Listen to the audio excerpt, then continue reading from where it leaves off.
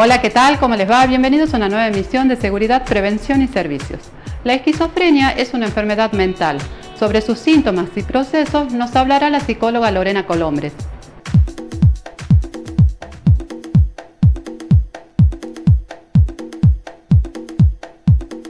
Bueno, la esquizofrenia es uno de los tipos de psicosis.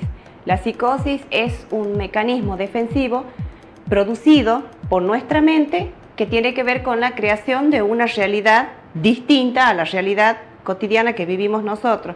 Entonces, la persona que sufre de psicosis o de esquizofrenia crea una realidad paralela, una realidad propia. La esquizofrenia tiene un curso, o sea, hay síntomas previos a lo que se denomina un brote psicótico o fase activa.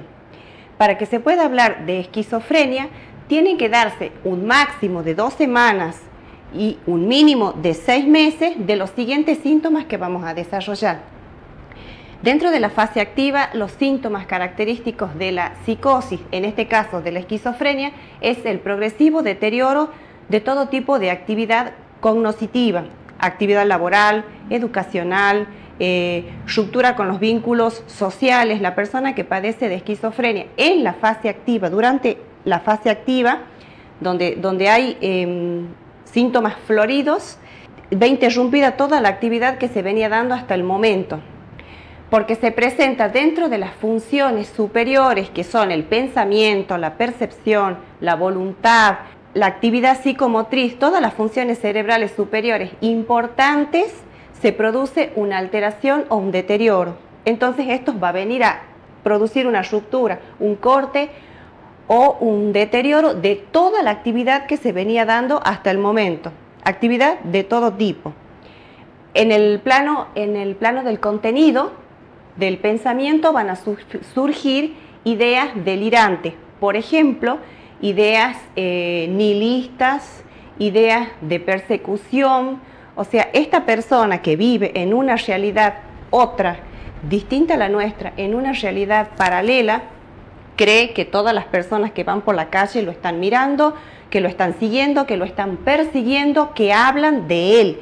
Por eso es que decimos que se crea un pensamiento propio, ideas delirantes, pueden ser somáticas, siente que a nivel de su cuerpo puede estar conversando con nosotros y siente que le camina una hormiga o un bicho o que le pasa alguna sensación, una quemazón, cualquier cosa que a los ojos nuestros nosotros no lo percibimos, solamente a través de su discurso, pero esto es lo que sucede dentro de su cabeza.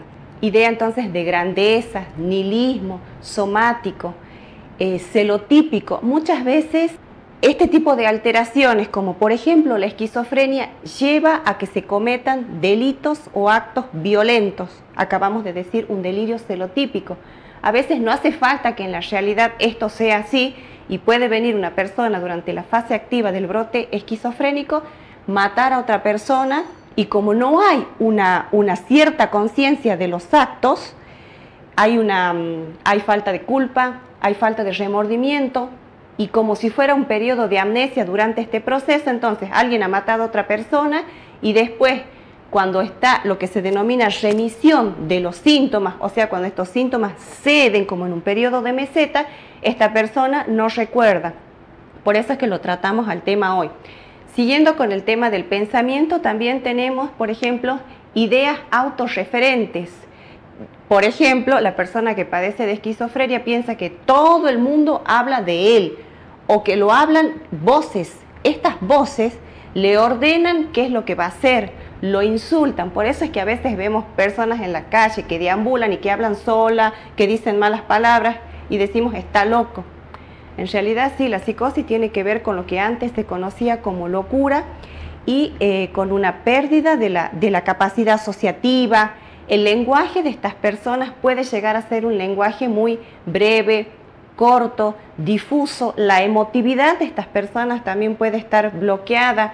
Se habla de una emotividad vaga. Por ejemplo, les cuesta establecer relaciones sociales, hemos dicho, relaciones amorosas, relaciones de familia, porque toda la capacidad psicosocial está alterada.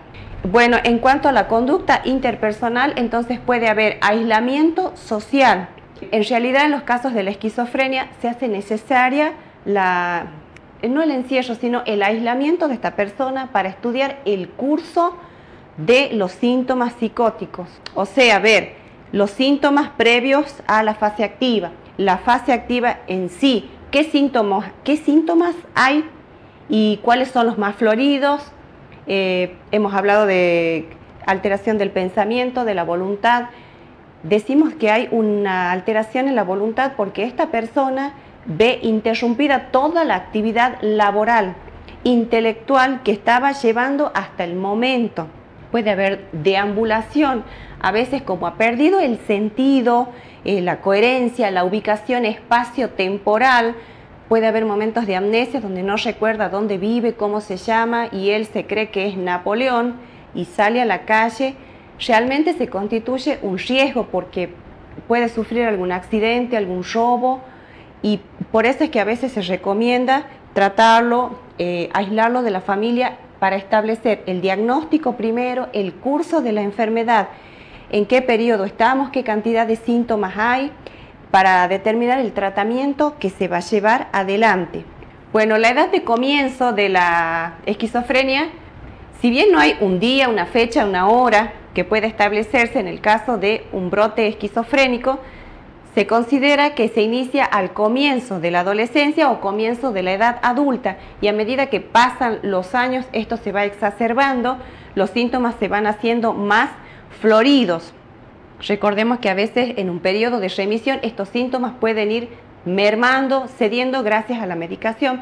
Por eso se hace necesario tener en cuenta si notamos en nuestra casa, en la vida diaria, alguna idea que nos parezca extraña a la cultura nuestra o actitudes que nos llamen la atención. Las consecuencias muchas veces de la esquizofrenia puede ser el suicidio. ¿Por qué? Porque hemos dicho que estas personas pueden sufrir alucinaciones auditivas, visuales, creen ver algo que en realidad no existe, puede pensar que lo atacan, que alguien lo va a matar, y puede llegar él a cometer un acto violento contra otra persona o contra sí mismo. Entonces la actividad preventiva va a estar, si bien la esquizofrenia no se puede evitar, no se puede prevenir, Freud hablaba de unas series complementarias como factor causal de cualquier psicosis, pero podemos prevenir, cuidar a esta persona, cuidarnos a nosotros mismos, detectando síntomas, consultando con un psiquiatra de adolescentes o un psiquiatra de adultos, porque estos síntomas van a ir creciendo, se va complejizando más los síntomas.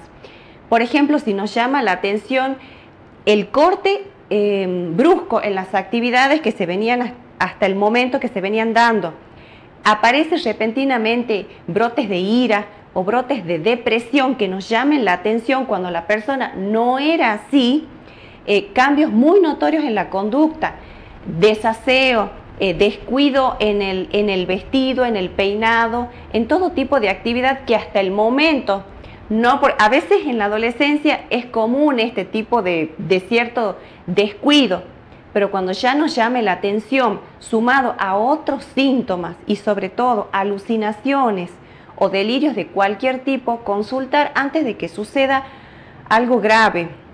En los casos más graves, en la vida adulta, por ejemplo, podemos encontrar conductas que nos resultan extrañas, como por ejemplo las conductas catatónicas. Por ejemplo, una persona que permanece dura, rígida, quieta. Había una película, Hombre mirando al sudeste.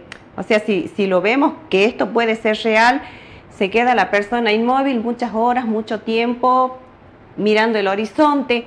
O por ejemplo, adopta posturas muy rígidas. Esto se denomina rigidez catatónica.